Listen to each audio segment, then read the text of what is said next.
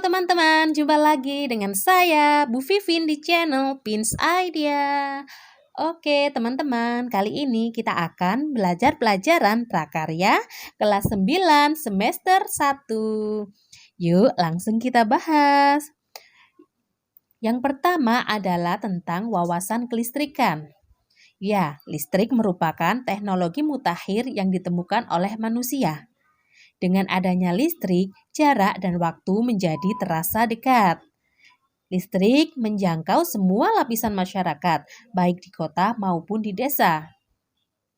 Dengan demikian, dibutuhkan sumber arus listrik untuk memperlancar dan membantu aktivitas-aktivitas dalam kehidupan sehari-hari, sehingga aktivitas itu akan lebih mudah dilakukan. Dan yang pertama adalah tentang pengertian kelistrikan.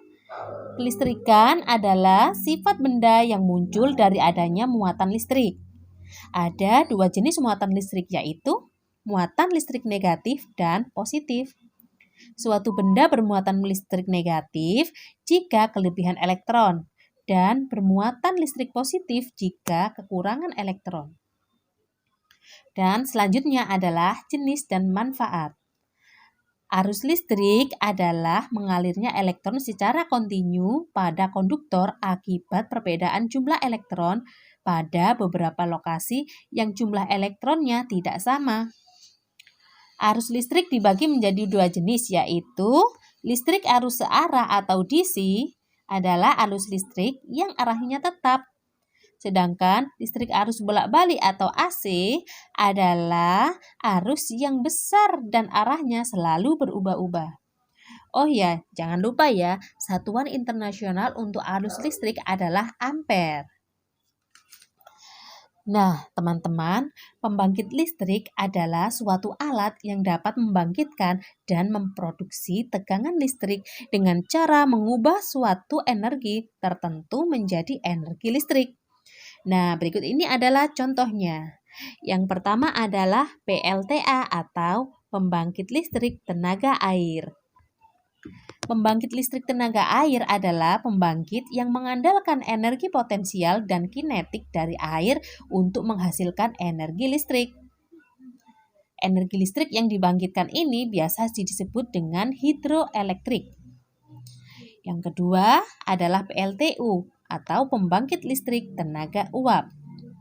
Pada PLTU, uap ditampung dan disalurkan untuk memutarkan turbin uap. Energi mekanis dari putaran turbin diubah menjadi energi listrik oleh generator. Selanjutnya adalah PLTN atau pembangkit listrik tenaga nuklir. Pembangkit listrik ini menggunakan energi uap yang dihasilkan oleh reaktor nuklir untuk memutarkan turbin uap. Dari turbin inilah energi mekanis diubah menjadi energi listrik. Selanjutnya adalah PLTB atau pembangkit listrik tenaga batu bara. Pembangkit listrik ini menggunakan bahan bakar fosil berupa batu bara yang dibakar untuk mendidihkan air agar menghasilkan uap. Uap yang dihasilkan digunakan untuk menggerakkan turbin uap atau turbin gas, kemudian diubah menjadi energi listrik. Selanjutnya adalah PLTS atau pembangkit listrik tenaga surya. Pembangkit listrik ini menggunakan cahaya matahari sebagai energi utama. Energi dari cahaya matahari dapat langsung diubah menjadi energi listrik.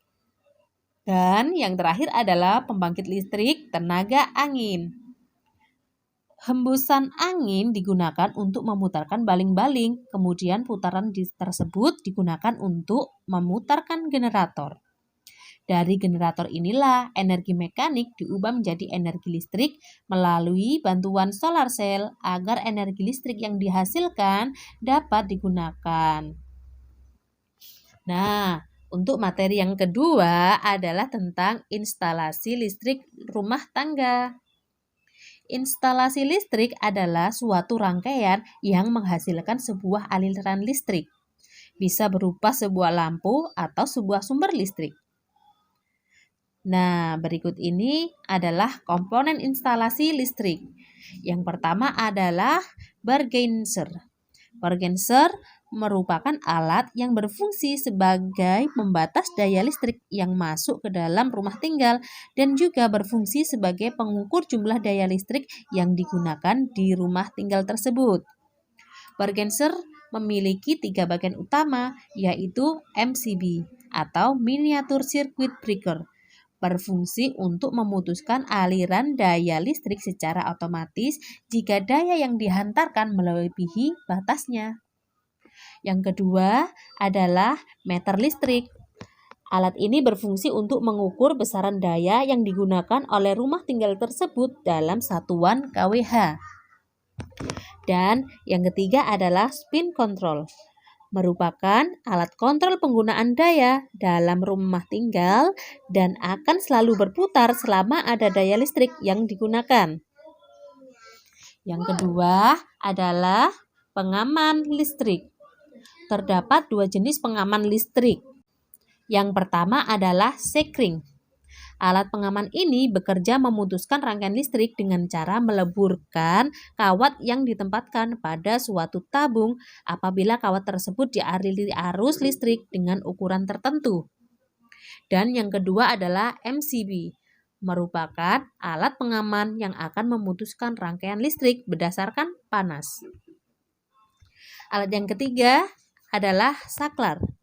Saklar atau switch merupakan komponen instalasi listrik yang berfungsi untuk menyambung atau memutus aliran listrik pada suatu penghantar.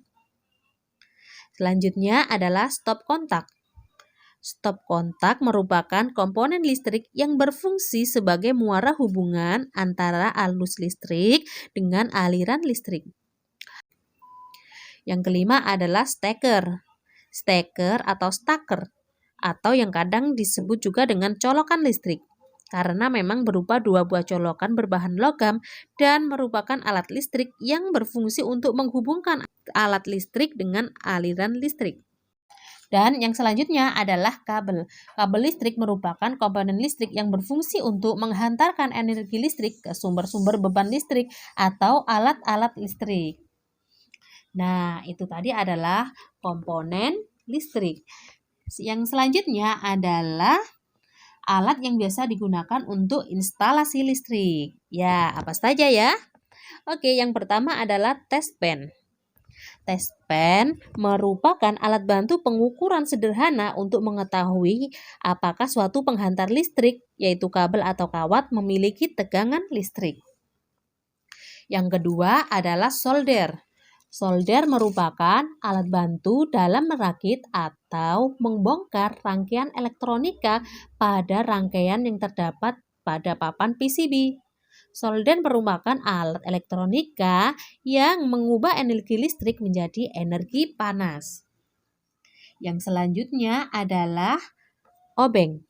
Obeng digunakan untuk memasang atau membuka baut yang biasanya ada pada kendaraan atau barang-barang elektronik. Kemudian ada penggaris siku. Penggaris siku adalah alat yang digunakan untuk mengukur siku dari suatu sambungan, baik siku dalam maupun siku bagian luar. Kemudian ada pahat. Pahat adalah alat yang digunakan untuk membuat lubang pada kayu. Dan kemudian ada juga gunting seng. Gunting seng adalah alat yang digunakan untuk memotong seng atau sejenisnya. Nah, teman-teman, itu tadi adalah materi kita tentang prinsip kelistrikan dan sistem instalasi listrik. Nah, semoga bermanfaat ya bagi kalian semua dan kalian dapat memahami materinya dengan mudah. Nah, teman-teman, jangan lupa ya tetap saksikan video yang selanjutnya. Terima kasih.